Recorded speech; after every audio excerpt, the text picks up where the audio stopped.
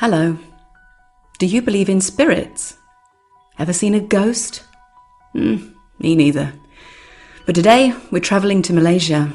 And well, we're talking about a woman who went from being a pop singer in the 1980s to attaining an almost mythical notoriety after an abrupt career change and the black magic murder of a politician. During her trial, she was the centre of a media frenzy with her surgically enhanced, creepy smile, glamorous clothes and cheery demeanour, all whilst being tried for one of the most gruesome murders ever committed on Malaysian soil. Mona Fandey was born Masna Ismail in 1956 in Kangar, a town in the northern province of Perlis, Malaysia. As a child, she was outgoing and creative, heavily interested in singing and dancing. I read one account that said she'd trained as a water ballerina. I imagine that's the same as synchronized swimming, but I've no idea. But her passion really lay in music, and in particular singing. She wanted the whole shebang, fame, fortune, her name in lights. But most of all, she wanted to be famous. Remember that.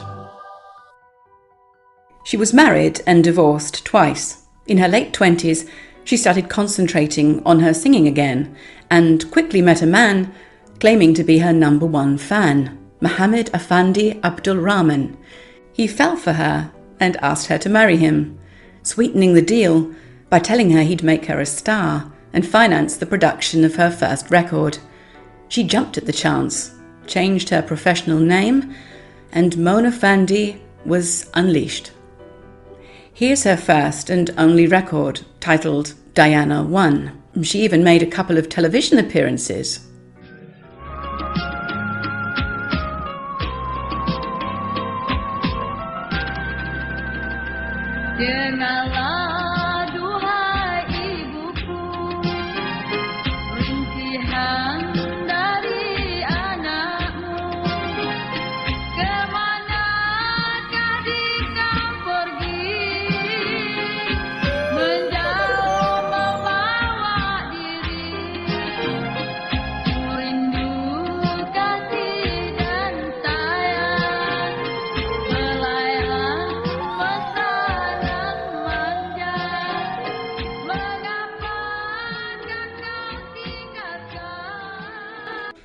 Okay, so she wasn't that bad. But, she wasn't anything special either.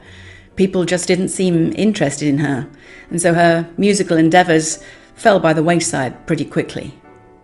Fortunately, she found something else, which seemed to be an almost natural progression: witchcraft. Soon after making the career change, the couple realised that they were sitting on a potential gold mine.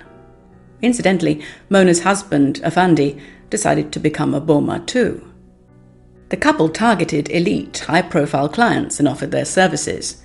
Mona's customers, which were rumoured to include several senior politicians at the time, were willing to pay top dollar based on her burgeoning reputation, and before long, the couple had accumulated enough money to buy several mansions and a fleet of luxury cars.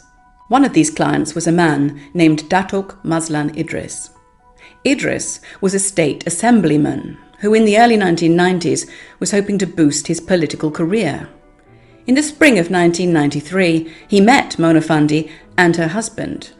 And by that time, the couple had become so inundated with inquiries, they'd taken on an assistant as well, one Juraimi Hassan, who presumably acted as a go-between for the couple and their clients, and made sure they had all the specialist accoutrements for their appointments.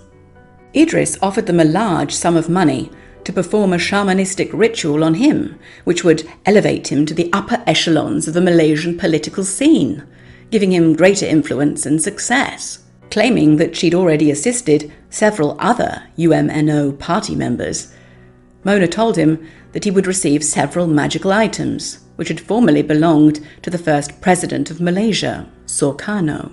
These mystical talismans would be his for the bargain price of 2.5 million ringgit, which is about $600,000 in today's money. Idris wasn't poor by any stretch of the imagination, but he couldn't produce that sort of dough on demand. He made a deposit of about a fifth, so 500,000 ringgit, and reportedly signed over the deeds of 10 land titles as a guarantee for the remaining money owed. And with everything in place, I guess Idris just sort of sat back, relaxed, and waited for success to come to him. After a time, nothing much had happened. Shocker. So he was pleased to receive an invitation from Mona and Fandey to visit them at their forest home in Raub. They wanted to perform a Mandi Bunga ceremony with him, which translates as flower water bath. It's supposed to dispel any lingering bad energy and allow the recipient to attract good fortune instantly. Idris made the 60-kilometre drive from Kuala Lumpur alone and critically told no one where he was going. Somewhat eerily, in my opinion, the final stretch of journey was on unmade roads and through fairly dense forest, and he had to park a way off and approach the house on foot. Oh, and it was night. Now, whether you believe in spirits and ghosts, demons and witchcraft or not, and Mazlan Idris obviously did, this trek through the deep, dark forest, miles from anywhere, would be enough to give anyone the willies. The house was what you might call a work in progress, made of stone walls and with only basic amenities. The assistant's couple, remember him, Jeremy Hassan? Well, he was preparing the items needed to perform the cleansing ritual for Idris. Mona explained what would happen. Idris was to lie facing upward on a raised stone platform while she placed flowers on him and drew out the bad energy. When she gave the signal, he should open his eyes and behold the money that would come raining down from the heavens. As Mona spoke the final incantation, Jeremy stepped out of the shadows wielding an axe and proceeded to bring it down hard on Idris's neck. He struck a total of 3 times before the man lay motionless in front of them. From everything I've read, it appears the reason they decided to kill Idris was purely financial. There were claims after the fact that the land titles, promised to Mona and Fandey as guarantee for the outstanding payment, were discovered to have been worthless.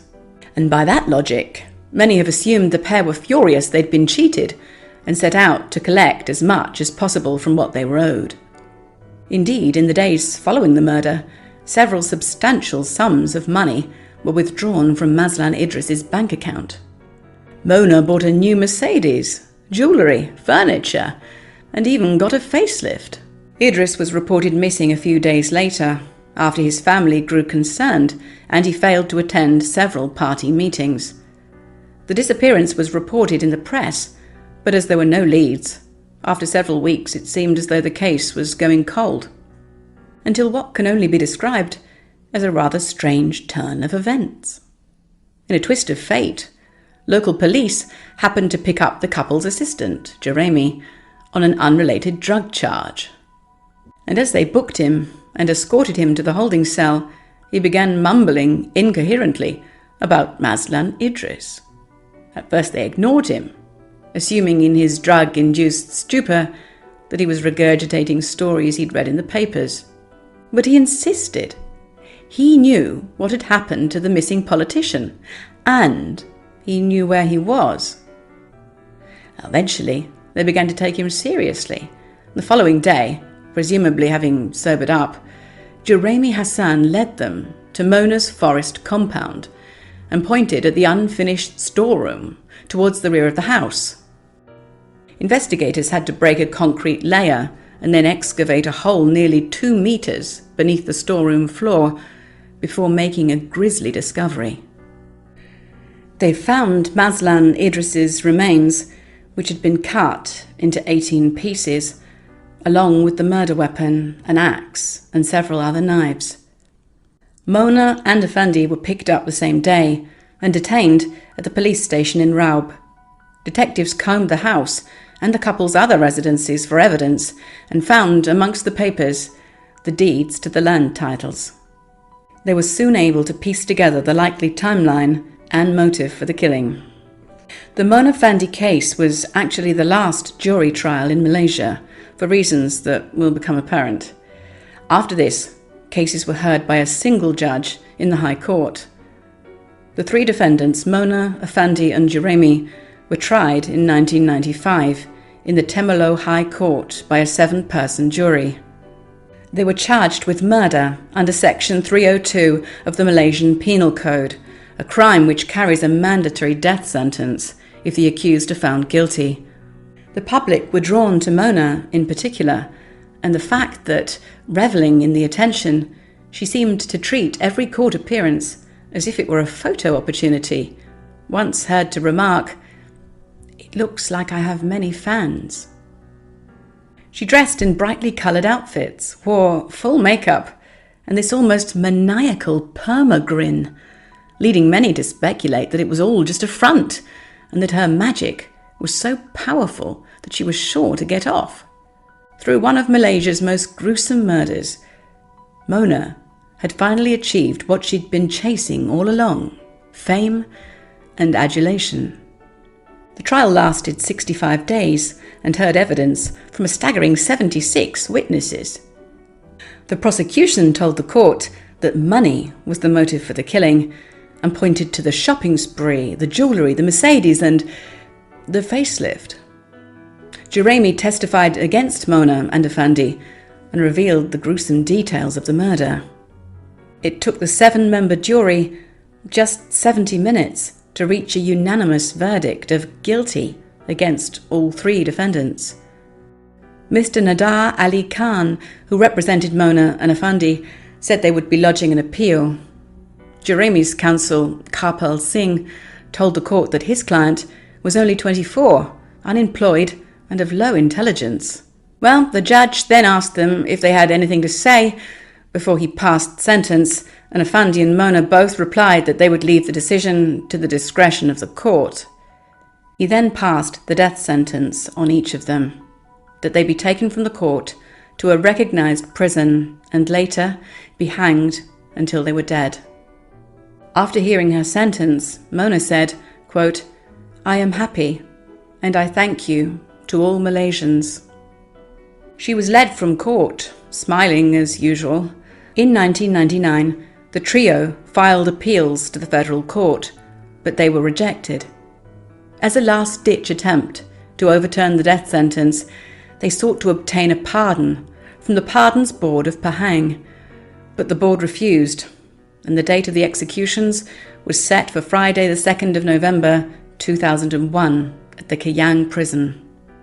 The three were given a last meal of Kentucky Fried Chicken at the prison on the night before their execution, and at 5:59 a.m. on Friday morning, Mona, Fandey and Jeremy were hanged in the gallows at Pahang prison, officially putting an end to the most gripping murder trial in the country's history. They were said to have been calm and relaxed, having accepted their fate. But Mona, characteristically upbeat till the last, couldn't resist upsetting the old apple cart one last time. When asked whether she had any final words before they slipped the hood over her head, she said calmly, "Aku takkan mati," which translates as, "I will never die." And then she died. Thank you for watching this video. I hope you found it interesting. If you'd like to support me and help this channel grow, please take a second to like and leave a comment. And do subscribe if you'd like to see similar videos in the future. Until then, take care, and I'll see you in the next one. Bye.